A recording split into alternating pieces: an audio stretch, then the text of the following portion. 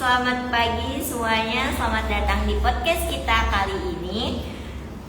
Episode hari ini kita bakal ngobrol-ngobrol santai tapi mendalam tentang kerja dan pengelolaannya.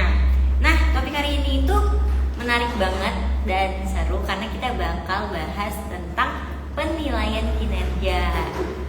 Nah, penilaian kinerja itu setiap orang tuh pasti ngalamin di tempat kerjanya, tapi topik ini tuh jarang banget dibahas secara terbuka atau secara umum.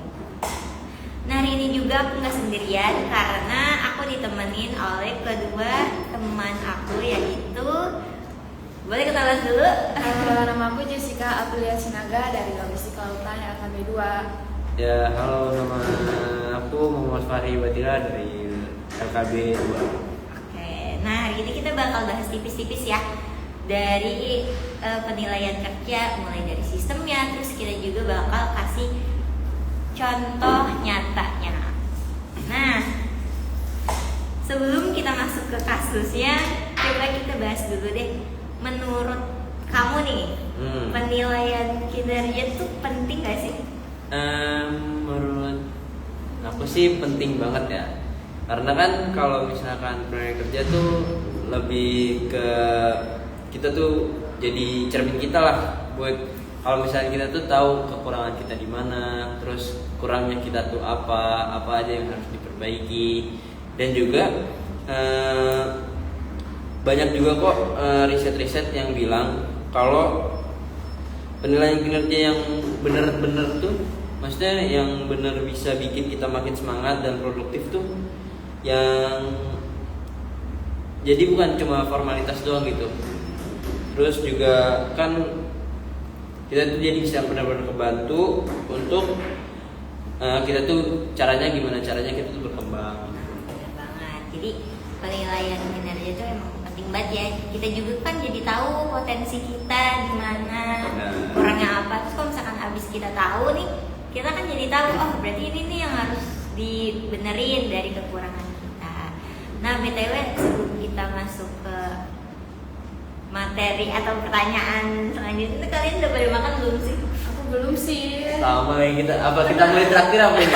Habis ini kali ya? Udah habis pulang. Iya, mau pada pulang semua, kita kan mau makan daging gini. Nah kan kalian kan jurusan logistik kelautan, aku juga sama jurusan logistik kelautan. Terus kita lagi bahas tentang penilaian kinerja. Kira-kira nih kalian di jurusan kelautan tuh kerjanya mau jadi apa? Coba dari situ. Coba dari cowok ya, cowok kan harus yang Tapi sebenarnya ladies first sih. Cowok sih.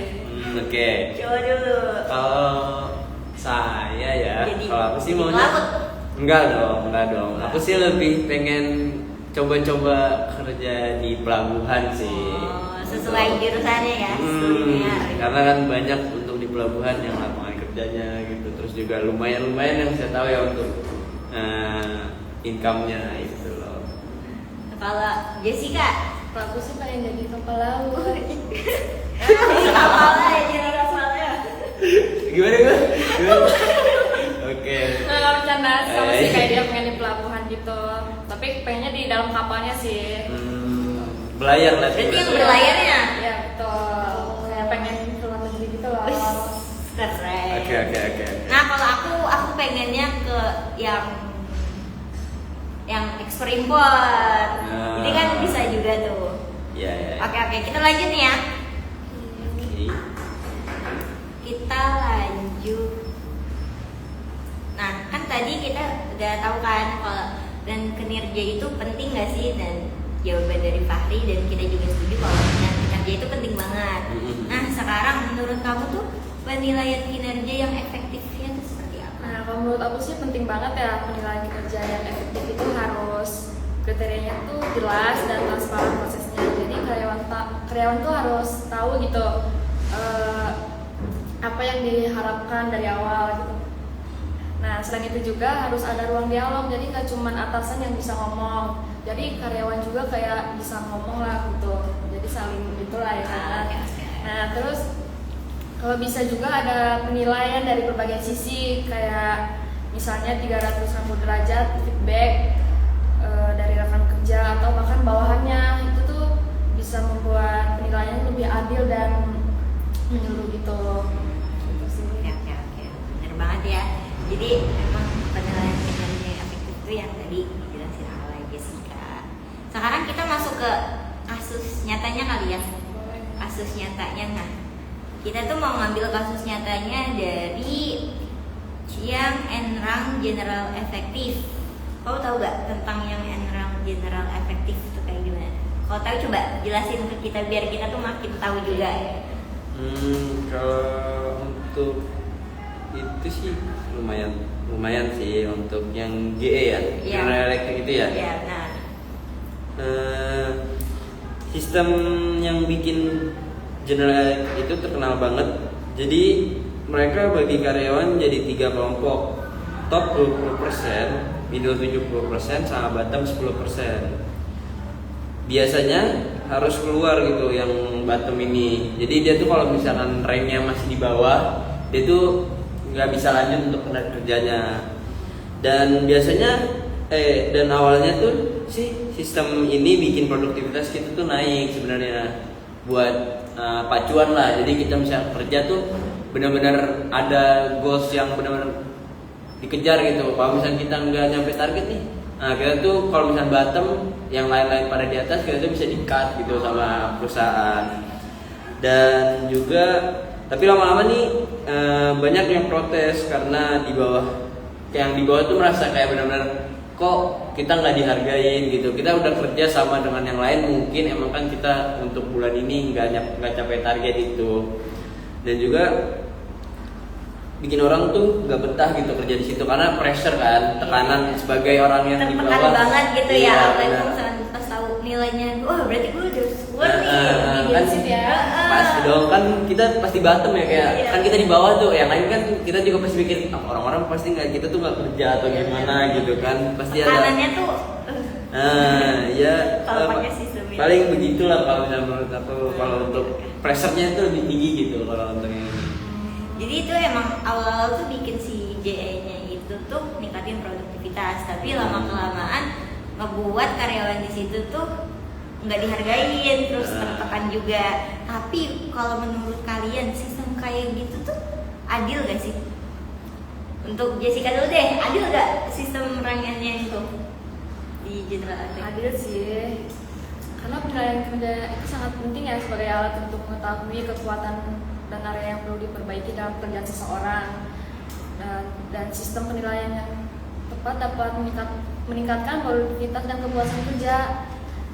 Namun metode seperti rank and yang memecat karyawan terbawa memang sempat efektif meningkatkan hasil kerja, tapi pada akhirnya menimbulkan tekanan dan rasa tidak dihargai karena sehingga berdampak negatif pada budaya kerja dan motivasi karyawan. Kalimat ini itu singkat, padat dan mudah dipahami. Ya. Nah, kalau dari Fahri sendiri, adil gak? Ya kalau menurut saya sih ya, menurut aku ini, kalau menurut aku sih emang udah adil sih menurut aku, karena kan dia tuh bisa kayak jadi kita tuh lebih ada dorongan gitulah. Iya. Emang kan kita juga kadang nyari zona nyaman ya untuk Bener kerja banget, gitu. bener. Tapi kalau misalkan kayak ada goalsnya lebih, ada dorongan lebih gitu dari target yang diberikan dari perusahaan, pasti kita tuh lebih kayak harus gimana caranya nih, harus bulan ini capai target gitu misalkan, biar kita tuh nggak bottom lah gitu. Iya. Nah, kamu gimana nih? Gimana ya, itu kayak sistem kayak audisi Indonesia Idol gak sih? Oh iya, bener, Yang bener, gak bener. lolos langsung maaf, kamu beruntung. Oh, gitu ya? Coba lagi tahun depan. Iya benar banget. Sakit hati banget gak sih? Bener. Jadi kayak kita audisi gitu ya. Iya, jadi kayak audisi nyanyi gitu ya. Oh iya, benar banget. Yang di bawah 10 tuh kayak maaf kamu gak lolos gitu. Jadi kayak sakit hati. Iya. Nanti pulang-pulang tuh bikin status merasa tidak dihargai di tempat kerja. Terus banget. Itu sih. Oke. Oke, lanjut ya. Oh, masih ada nih. Masih dong. Oh, oke. Sebaliknya kah? Enggak, dikit lagi. Oke. Kenapa nih emang mau jalan nih ya? Mau makan. Ini belum sarapan kita ya. Jadi nggak fokus gitu loh. Nah, tadi kan kita udah bahas nih kasus nyatanya. Sekarang aku mau minta pendapat kalian ya. Dari kasus yang tadi tuh, Jadi sistem penilaian kerja tuh bisa nggak sih buat kita mempengaruhi kinerja dan motivasi karyawan dari penilaian kinerja itu? Coba Mbak Jess. Kalau dari aku sih bisa ya harusnya, karena sistem penilaian itu salah satu faktor yang ngebentuk kultur di tempat kerja, itu penting banget. Tapi kalau misalnya budaya kolaboratif juga bisa membuat rusak. Tapi kalau sistemnya mendukung pertumbuhan, itu tuh bisa kasih ruang buat belajar dari kesalahan yang dari itu. Iya. Terus dan kita tuh perlu dikasih dorongan dialog yang jujur. Itu bisa banget meningkatkan motivasi, loyalitas, bahkan inovasi dari karyawan. Jadi bukan soal nilai doang ya, tapi soal pengalaman dan persepsi mereka sama proses penilaiannya gitu.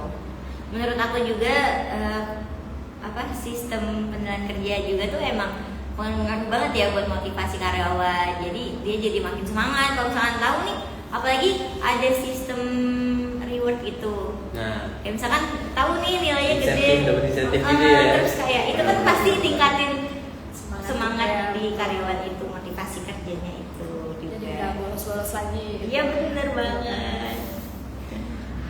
Dari Om ada gak gimana? Motivasinya tuh ngaruh gak sih buat ke motivasi karyawan? ngaruh banget sih, kayak yang tadi aku bilang sebelumnya kan.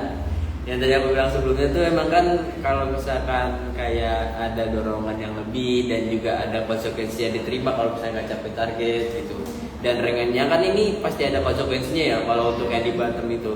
Dan ya pasti lebih produktif lagi lah harusnya. Dan juga kita juga jadi kayak punya lebih harus di setiap bulannya tuh pasti ada dorongan yang lebih gitu. Nah, bener-bener. Karena sudah ditentukan kan oleh perusahaan gitu. Kalau misalnya gajinya dinaik, Iya dong, bener. naikin lah ya. tambah semangat gitu nggak sih? Kalau udah soal itu pasti langsung Semua orang tuh mau nggak sih? Iya dong, kalau bisa soal duit kan kita nggak ada yang nggak mau pasti kan, pasti mau semua. Oke guys, udah sampai akhir nih kita podcast kita hari ini udah di penghujung podcast. Nah hari ini tuh seru banget ya karena kita membahas tentang gaji enggak. Penilaian kerja dong, kita kan tadi. Gaji belum pemikirannya. Jangan, kita belum nanti. Karena dua orang temen aku ini udah lapar banget pengen makan, jadi kayaknya kita say goodbye kali ya. Kesimpulannya, Ternyata masih ada guys. Enggak sih. iya. Kesimpulannya, Masih. Ayo. Oh ternyata Oke. nggak bisa guys. mereka udah lapar Nggak banget. fokus makan. Jadi Nanti kita di langsung selanjutnya aja. di berikutnya aja. Berikutnya aja, kesimpulannya baru bisa. Oke. Terima kasih buat yang udah dengerin dari awal sampai akhir podcast kita hari ini. Semoga kalian juga dapat ilmunya yang baru, Dan- insight baru, dan bye bye. Bye. Terima kasih semuanya. Ada yang babai juga nih. Siapa? Bye bye. Halo Fadli. Dia nonton nggak sih? Enggak ya? Enggak nonton ya? Anjay Riva.